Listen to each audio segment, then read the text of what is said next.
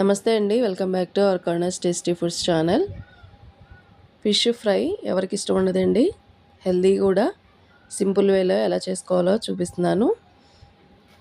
చక్కగా చేప ముక్కలన్నీ క్లీన్ చేసి పక్కన పెట్టుకున్న తర్వాత కొంచెం కారం, ఉప్పు, కొంచెం ధనియా పౌడర్ వేసుకొని, అల్లం వెల్లుల్లి పేస్ట్, ఆయిల్ వేసుకొని వీటన్నిటిని ఫస్ట్ మిక్స్ చేసుకొని చేప ముక్కలకి చక్కగా పట్టే విధంగా మొత్తానికి ఒక్కొక్కటి తీసుకొని చేపలకి పట్టిస్తూ ఉండాలి.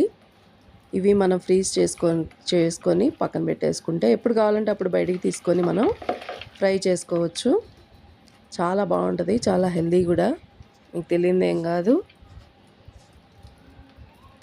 ఈ విధంగా 1 బై 1 చేప ముక్కలన్నిటికీ మొత్తం మసాలా పట్టేలా చేసుకొని పక్కన పెట్టేసుకొని మనకు కావాల్సినవి చక్కగా ఆయిల్ తక్కువగా వేసుకొని లో ఫ్లేమ్లో చక్కగా ఇట్లా పెట్టుకుంటే బాగుంటుంది.